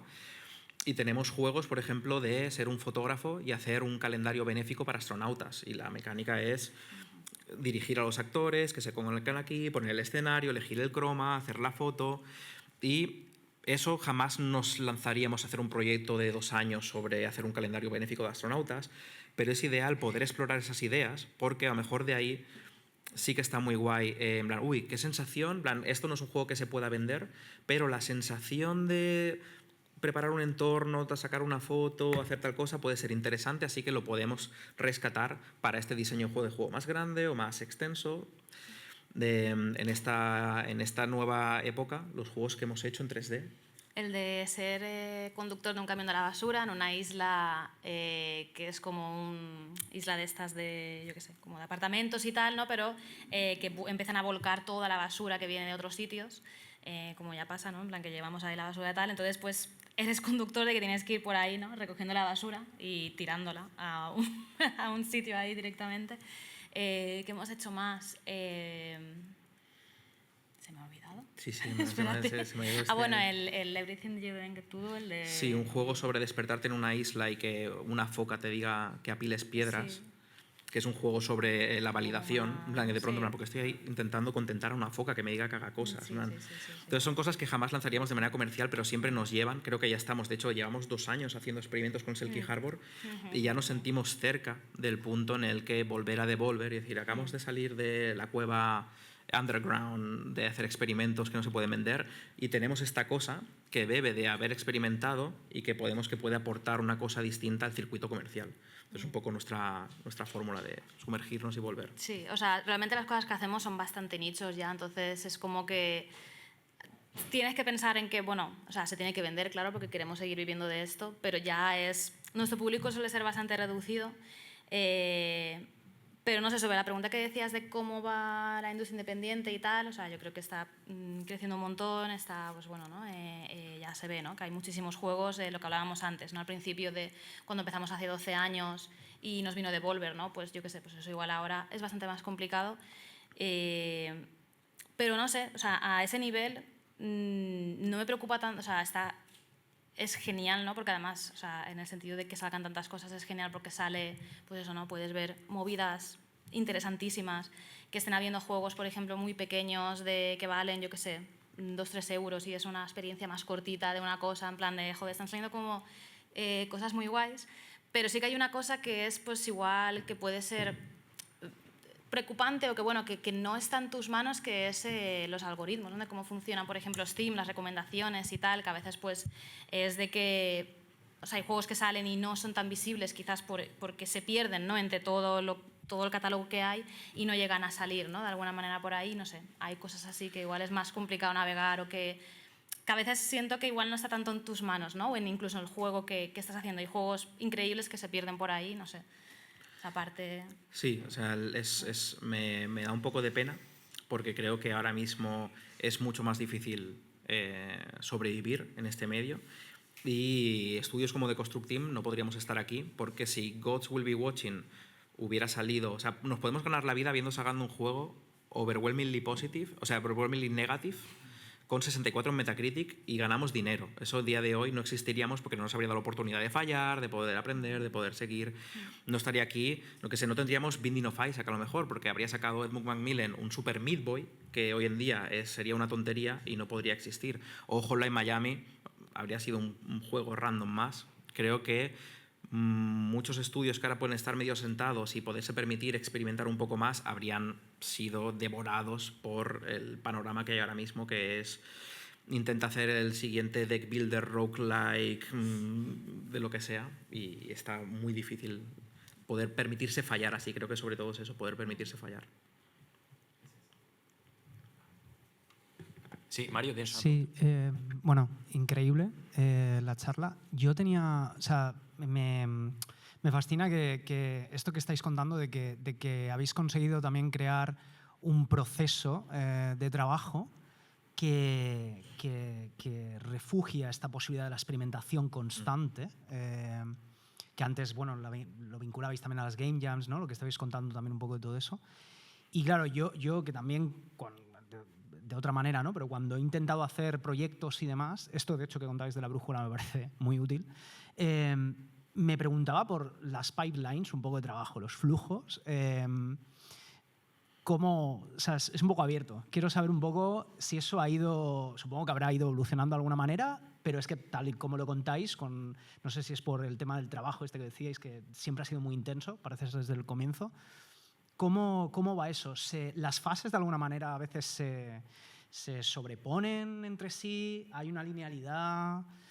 ¿Cómo fluye? Sobre todo, además, permitiéndose esta cuestión que para mí me parece como muy complicada de abrir ese espacio para la experimentación, pero manteniendo siempre unos plazos y demás, que en mi caso es que siempre es el problema. Voy a hablar de la parte caótica y luego tú hablas de cómo vamos a tener que cambiarlo para poder seguir adelante. Vale. Porque hemos sobrevivido, diría que 10 años, trabajando de manera oral. No tenemos ni un documento de diseño, no tenemos nada. Sí que hay, sí que hay. No igual hay una cosa súper organizada, pero hay alguno por ahí, ¿no? Pero bueno, sí, nos sirve para nosotras tres.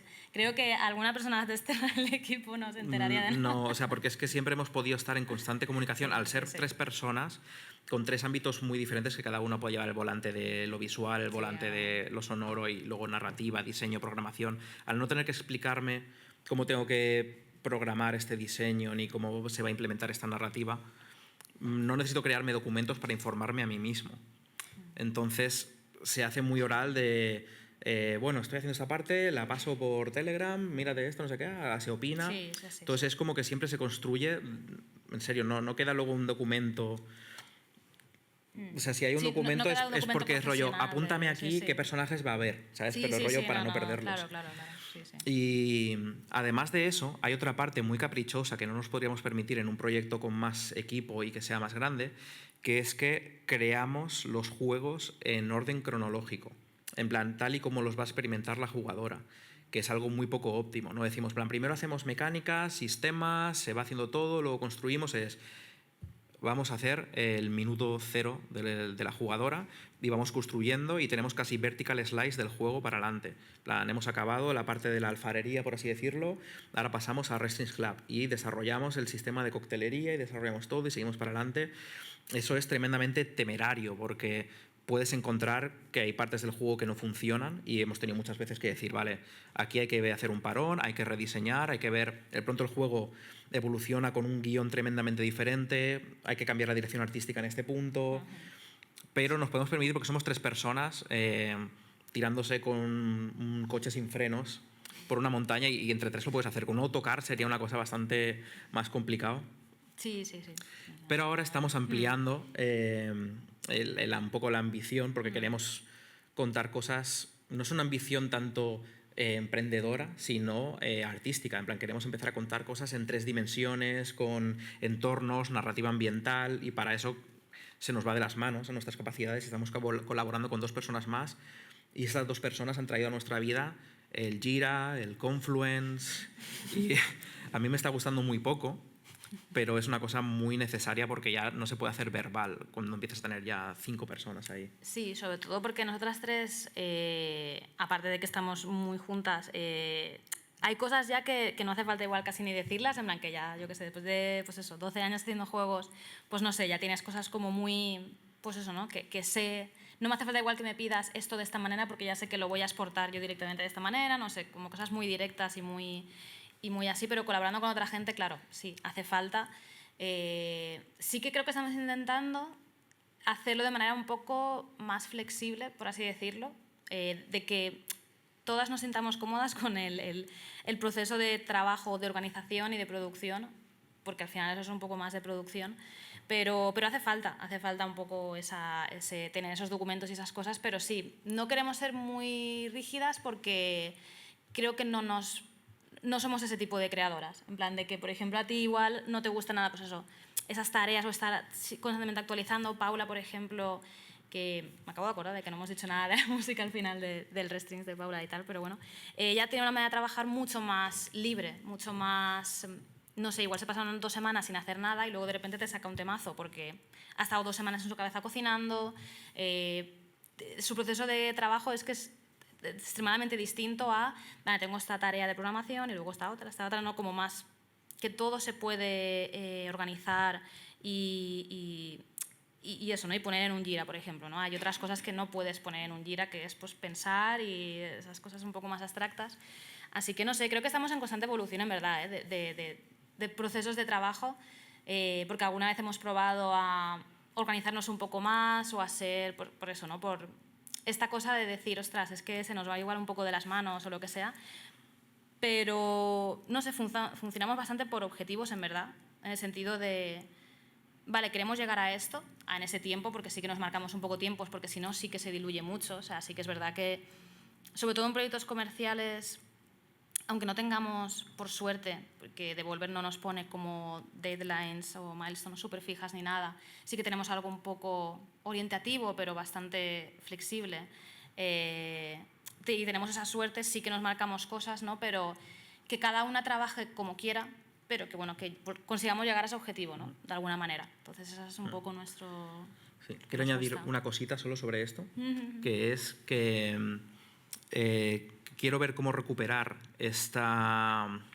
un poco la manera de crear así más libre, a pesar de que nos tengamos que hacer canales un poco más profesionales y demás, porque sí que en estos 2 años de experimentos en 3D he notado mucho que ha bajado la calidad, y no tanto por la parte técnica de no saber cómo desarrollar esto, sino por de pronto ya no soy la persona que programa, ya no puedo hacer el juego minuto a minuto, tengo que, en plan, voy a hacer el guión y escribo todo el guión y dejo el diseño de juego hecho. y pierdo el pulso de cómo se va a sentir la jugadora minuto a minuto. Esa manera temeraria de crear le daba al final calidad al de esto, porque crear una escena sabiendo exactamente cómo se ha vivido la anterior, creo que te permite tomarle el pulso a la experiencia de juego. Y de pronto ahora me veo que he desarrollado el contenido, se implementa y de pronto es blando, no se ha tenido en cuenta que esto no es estimulante y de pronto el proceso se vuelve más iterativo. Y de pronto iterar es un poco más caro que haber sabido cómo había que hacerlo bien al principio, porque no, este sistema ya no se puede tocar, tienes que pensar en otra manera de crear esto para... Entonces, estamos aún tropezando, buscando el equilibrio entre mantener las riendas de la experiencia y no ser eso una locura de desarrollo oral, que tampoco es viable. Sí, antes de pasar a la siguiente pregunta, quería aprovechar, mencionabais ahora hace un momento Marina, Paula, ¿no? No sé si queréis añadir algo sobre el rol de Paula, de la música en vuestro proceso, ¿no? Pues, a ver, es, como decía antes, una de las tres patas que es importantísima porque creo que la música le da o sea, no sé, acaba o sea, no acaba realmente, es que es una parte súper importante de la experiencia. No sé, de estar en esos sitios y de que te acaba de envolver. Y entonces para cada escena, realmente tú lo que le das a Paula son como esas... O sea, aparte de tener como esa, lo que hemos dicho, ¿no? La brújula creativa esa, pues son como etiquetas, ¿no? Más o menos, como tags creativos musicales que Paula te dice y que son como muy abstractos muchas veces. Y entonces por ahí se va iterando y haciendo, ¿no? Y también el proceso que solemos tener, que bueno... es esto, ¿no? Entre las tres, cuando hacemos juegos entre las tres, es este pues, caos que estábamos justo hablando ahora, viene y va mucho, ¿no? O sea, de que entre nosotras, quiero decir, de que igual Paula pasa una canción que igual a ti te inspira para escribir este personaje de una manera distinta. Y a mí eso me hace que el personaje, pues, yo qué sé, la animación, pues igual la haga un poco diferente. O piensa, ay, esta escena en verdad le voy a cambiar los colores. Y igual al ver eso, Paula dice, hostia, es que estos colores en verdad me inspiran para hacer estos tonos metálicos en la canción. No sé, por ejemplo, ¿no? Entonces que va como que nos... volvemos a inspirar, ¿no? La una a la otra de muchas formas, ¿no? Y esa manera creo que tenemos. una parte de las claves de por qué el sonido, el audio de nuestros juegos es tan característico es porque Paula forma parte de la dirección creativa. Normalmente el audio es algo que se contrata después. En plan, ya hemos hecho un juego, necesitamos que tenga efectos de sonido y con Paula forma parte de ese diseño original, de ese desarrollo verbal de la idea. Pero muchas veces pide cosas. En plan, quiero que esta escena tengo esta cosa porque tengo una idea muy guapa para la música. Y lo que ha dicho Marina tal cual, que a veces Paula compone un tema porque las ideas del juego le inspiran a crear un tipo de canción y a veces he desarrollado solo una escena a propósito para poder incluir esa música que jamás se diseña de una manera de ingeniería inversa a través de la música y demás. Pero es precisamente por la naturaleza tan específica que tienen las obras que hacemos, que son colaborativas y a veces nos desafiamos, a veces queremos llevar más lejos el personaje de alguien porque está tan guapo que era un personaje secundario, pero no, le voy a meter una rama porque es que está tan guapo que necesita además esta canción y demás, y se construye un poco así. Nos lo podemos permitir porque encontramos las oportunidades, salir desarrollando el juego. Estamos en el capítulo 3, entendemos mejor el juego que antes. Y además hemos encontrado una oportunidad para esto. Por ejemplo, en The Cosmic Will Sisterhood, toda la trama que hay de irse a la playa y hacer una pizza y demás no estaba en el plan original. Y fue porque nos fuimos a ver las Perseidas a la playa y estuvo tan guapo que dijimos, esta cosa que nos ha pasado tiene que estar en el juego. Y lo planteé, lo diseñé, lo propuse y dije, esto nos va a alargar el desarrollo 3 meses. Y dijimos, vamos a hacerlo porque vale la pena. Jamás creo que se podría hacer en un contexto más rígido, porque sería bastante... Creo que ni siquiera es recomendable, en plan, esto no se debería hacer en desarrollos que quieras que lleguen a buen puerto, pero por algún motivo hemos aprendido a manejar ese caos. Bueno, nos queda ya poquito tiempo. Hay 2 preguntas pendientes, si os parece las vamos a hacer seguidas y luego ya en el último rato, como os parezca, las vais abordando, ¿vale? Una es la de Christopher. Vale, muy conciso. Veo por ahora que tienen una forma de trabajar pues muy creativa, con unos procesos de experimentación bastante interesantes. Y en realidad quería saber cómo sopesan un poco las tensiones entre ese aspecto creativo y lo que es finalmente pues crear un producto comercial. Entonces, entiendo que de alguna manera definen cuál es su público objetivo a la vez que van creando este proceso y este producto tan creativo, tan distinto que suelen crear.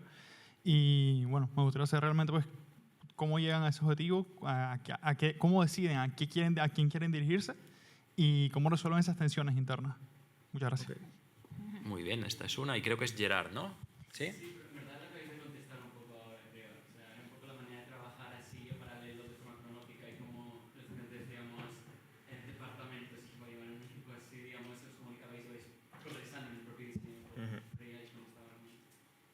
Vale, pues... Sí, pues venga, aprovechamos. Lo primero de todo, me ha parecido súper real decir, no he leído Un mundo feliz y me da igual, en plan, muy bien. Y lo segundo, quería preguntar, porque yo me dedico a dar clase a diseñadores y demás, y la conceptualización es lo que más le cuesta a la gente que está comenzando a pensar en diseño. Esto es muy complicado. La gente no se le da bien como pensar en temáticas cuando está pensando en juegos porque ya tenemos estos patrones rígidos que llamamos géneros en donde decimos, oh no, yo quiero hacer un Metroidvania, no sé qué, pero nunca están pensando en la experiencia. Y parece que vosotros desde el inicio teníais la conceptualización, lo que llamáis la brújula creativa, muy enraizado en vuestra manera de pensar. Y os quería preguntar de dónde lo habéis sacado. Si lo habéis sacado de, por ejemplo, que Marina estudió Bellas Artes, que probablemente eso le ayudó mucho a conceptualizar, o cómo lo has sacado tú, Jordi, de dónde salió. Vale. Brevemente sobre el público objetivo. Creo que nunca nos planteamos un público objetivo. Yo iba a decir que creo que no lo hemos pensado demasiado. Como mucho pensar en jugadoras como nosotras, quizás, puede ser. Sí, es que me pongo dramático, pero me parece que atenta contra el arte. En plan, mis juegos son para el mundo. No, pero en plan, lo que dice Marina es tal cual, es para gente como nosotras, que habemos muchísimas en el planeta, y creo que pensar en conectar de manera genuina, porque no necesitamos vender 8 millones de copias. Creo que al menos hay 30.000 personas como nosotras por ahí, con acceder a ese público, que luego puede ser más grande. Nuestros juegos han vendido bastante más, de hecho, en plan, Wrestling's Club creo que lleva 500.000. Creo que sí. Sí, de copias, y Cosmic Wheel va por unas 200.000. Entonces, hay mucha gente ahí que puede jugar a un juego de alfarería y coctelería y cosas raras. En plan, hay millones de jugadores en el mundo. Creo que se puede apostar por hacer algo muy nicho, que a lo que le tienes que dar es franqueza y calidad y desarrollar una experiencia de juego remarcable.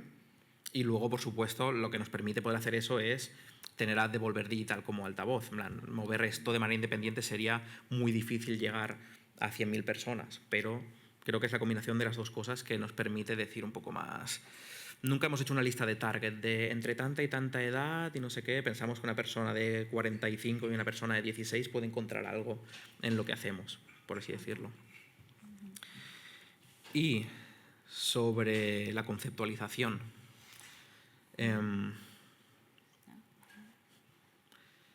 No sé realmente, en plan, creo que es porque no nos sentimos tanto como haciendo juegos, por así decirlo. En plan, utilizamos el medio interactivo, pero sería como decir, quiero hacer un cómic y empezar a pensar en el formato de página, que quizá puede salir algo interesante por ahí, pero normalmente en otros medios sueles pensar qué quiero contar, qué es la experiencia final, de qué tema quiero tratar. Voy a hacer un cómic sobre la relación con mi padre, voy a hacer un cómic sobre este verano idílico con mis abuelos o lo que sea. Y creo que el videojuego no tiene por qué ser así, pero creo que no hay demasiadas obras que partan de eso.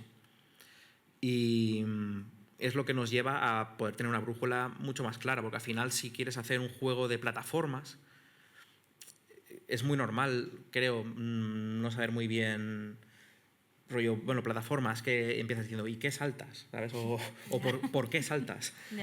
Sí. Es un pensamiento, a lo mejor a mí no me funciona, pero porque somos ese tipo de creadoras. Normalmente hay gente que sí que piensa en abstracto, piensa en blockouts ya directamente, en plan, no, es esta sensación física de esquivar a última hora y saltar a través de no sé qué y las métricas del juego. Creo que por eso luego puede quedar una experiencia más blanda, en plan un gameplay finísimo, guapísimo el game feel y todo, pero luego va de que hay que matar a ese, o que hay que recoger todas las bolas, o que hay que pillar no sé cuántas monedas. Yo que sé, a Mario le funciona. No sé cuál era la tesis de Mario original, pero coges monedas y te comes setas y pisas tortugas. No sé qué estaban, ¿sabes? A lo mejor había algo ahí muy tocho, pero creo que también funciona, solo que es eso. No sé si tú por el lado de... No lo sé, la verdad. No había pensado mucho en esa parte de la conceptualización o de cómo... No sé, supongo que sí, que a nivel de lo que yo hago, pues sí es verdad que estudiar Bellas Artes ayuda mucho porque al final lo que haces todos los años es con diferentes medios crear obras, ¿no? O sea, de ideas que tienes, en plan, pues, vale, pues voy a hacer un cuadro de esto, una escultura, un dibujo, un grabado, lo que sea, ¿no? Entonces, pues igual por ahí ayuda. Es verdad que en el videojuego, pues, es distinto, ¿no? Porque también igual te puedes caer en basarte ya en mecánicas que ya estén, o sea, en juegos, no sé cómo decirlo, en géneros muy, pues eso, hacer un plataformas, ¿no? En plan, y entonces hacer eso. En nuestro caso, como partimos de la idea esta de qué queremos contar, sobre todo a partir de cierto momento, al principio creo que sí que íbamos más explorando géneros, quizás por no saber, ¿no? Al final, al principio estás aprendiendo y yo qué sé, pues te basas mucho en lo que hay. Luego, pues es eso, hemos hecho un juego de arreglos florales que es como, bueno, pues la mecánica es, no sé, ¿no? Coges los distintos elementos, ¿no? Y los vas poniendo y tal, no sé, es otra manera distinta de no sé, de crear, ¿no? Supongo. Pero sí, ese juego de hacer arreglos florales hablaba sobre el sacrificio y la transmisión de ideas entre generaciones. Entonces, en plan, arrancas la vida del suelo para crear esto, como que tiene una tesis detrás. Sí. Y creo que eso se podría llevar, idea ahora que estoy sacando así al vuelo, a ese enfoque súper válido de decir quiero hacer un juego donde las mecánicas sean estas, pero creo que el problema viene en inscribirlo en un género, en decir, voy a hacer un Metroidvania, o voy a hacer un Dark Souls, o voy a hacer cosas así. El que tu idea inicial parta de quiero hacer un juego como este juego, no va de... ¿Sabes? Al principio, cuando se inscribían nuevos géneros, cuando Super Mario hizo lo suyo sin su tesis, sí que venía de una cosa que no era quiero hacer un Super Mario. Venía en plan, quiero hacer un juego en el que la jugadora tenga la experiencia de fluir por un espacio de esta manera, y creo que ahí es cuando se llegan a conceptos nuevos, ¿sabes? De pensar en el concepto de juguete, pero como no como formato, sino como cuál es la piedra angular de este movimiento, de esta jugabilidad. Y voy a citar a un libro que me leí, uno de ellos. De nuevo voy a citar otra vez al Book of Lenses de Jesse Schell, porque es que ese fue el primero que me hizo empezar a pensar en diseño de muchas maneras diferentes. Y es una anécdota que cuenta precisamente sobre de dónde sacar las ideas, y creo que se podría aplicar mucho a esta manera de diseñar videojuegos a través de la mecánica, pero sin copiar otros juegos. Que se contaba Jesse Schell que estaba en una convención de malabaristas, que le gustaba las movidas, estaba en el mundillo del malabarismo, y encontró a un anciano que estaba haciendo un movimiento muy guapo, y Jesse Schell se acercó a preguntarle de dónde había aprendido eso, y el anciano le dijo de los pájaros. Y eso a mí me golpeó súper fuerte, en plan, esta persona no estaba haciendo un Dark Souls, ¿sabes? Estaba mirando el cielo y ha creado esta belleza a través de destilar la vida de una manera. Entonces creo que es un poco... A mí eso de verdad que creo que es lo que me llevó a mirar los pájaros, y no tanto a decir, quiero hacer una aventura gráfica, por así decirlo. Sí, es cierto que esta experiencia que contáis es bastante familiar, para mí también en la experiencia docente, este apresuramiento de alumnos, ¿no? a escoger género, ¿no? ¿Qué juego quieres hacer? Un RPG, no enseguida, que es comprensible, pero a veces hay que hacer este ejercicio y hablarles de The Construct Team y de otros creadoras que no corren tanto, ¿no? Se dan tiempo para observar los pájaros, como decir, ¿no? Y muchas veces de ahí salen ideas innovadoras y muy interesantes, ¿no? Bueno, estamos ya fuera de tiempo. Ha sido un placer, un lujo contar con vosotros. Lo intentamos el año pasado, como decía, pero ha valido la pena esperar. Muchísimas gracias y bueno, seguimos en contacto. Gracias a todos. Muchas gracias.